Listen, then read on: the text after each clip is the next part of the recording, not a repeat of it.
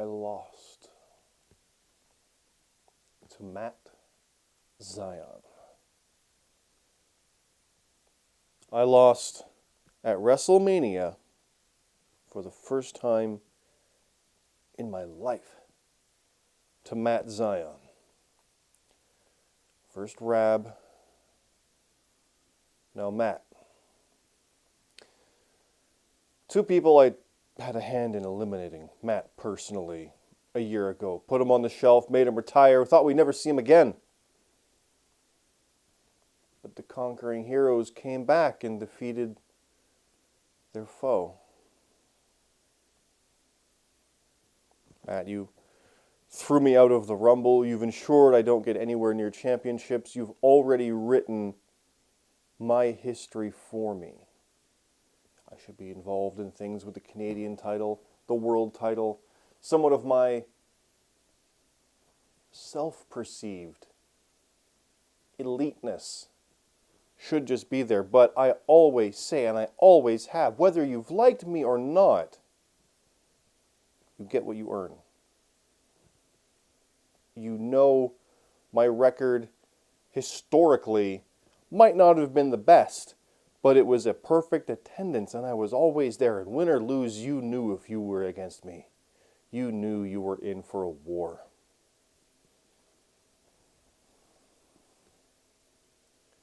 And now we move on with SummerSlam, partly set, and what looks to be one last chance to be involved in the world title instead of, one of the prior 3 or 4 that I could have had that clearly weren't in my favor. We go towards contenders for championships, and I admit, Alexander McKennedy, I appreciate part of what you're trying to do, but you're picking an easy target right now, aren't you?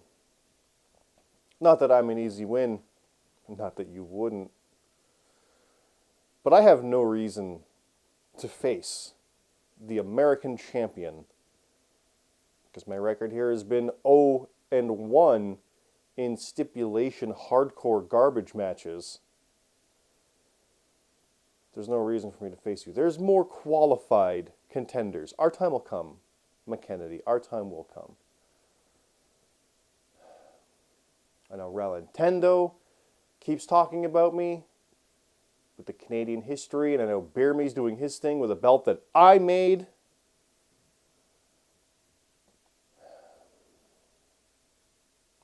It's not working. Too many are calling me out just because when I say their name, they get famous.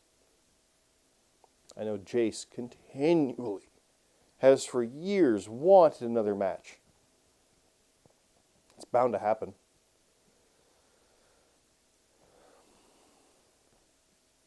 But it's not working, is it?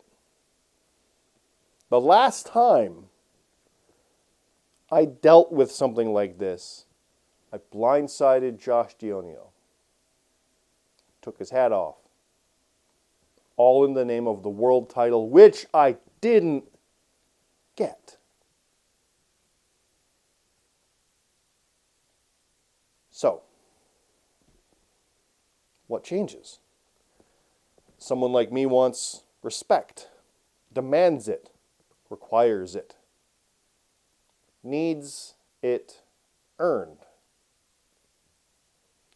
So, when someone's calling my name, someone I've faced many times before, someone I've beaten, someone who's beaten me, someone who even has a new name here in the FPL, but is still the same old person, yes or no,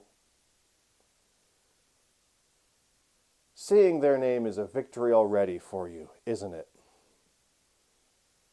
No, there's going to be respect involved with this. There's going to be respect involved with all of it going forward. Does that mean the fans are on my side? Probably not. They haven't been for a while. But I can see someone like Jonathan C.T. Martin just spouting off nonsense day and night. people say that I have excuse after excuse. There's a difference in reasons and excuses, CT, and you are full of excuses. Yeah, are people forgetting about you winning, not being on a slide? Yeah.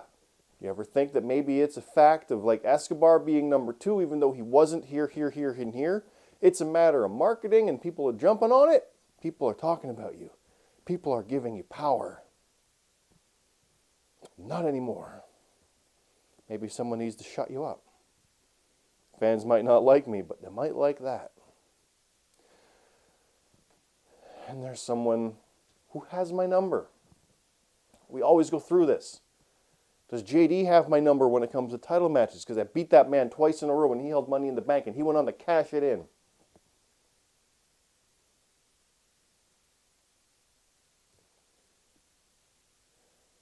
History has a funny way of remembering you.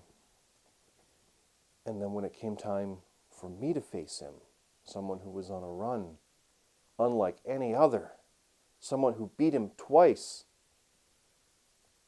I lost. And then when it came time to defend my ultra-violent title against him, I lost. Why would it be any different? It gets in your head, doesn't it? When someone has your number, when you go 0-10 against someone else.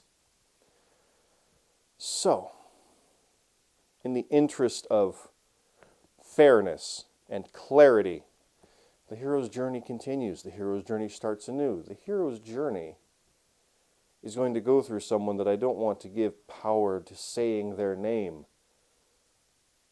but instead will be filled with respect, will be filled with me wanting to take your head off, unlike any other. And to me, proving my point from square one, that not only do I belong in the title pictures, not only do I belong at the top of the card, but I belong here. So we'll see what the future brings as Infinity runs roughshod and I let the rider loose and Red takes on all comers. But for me, James Costner, this is a matter of respect.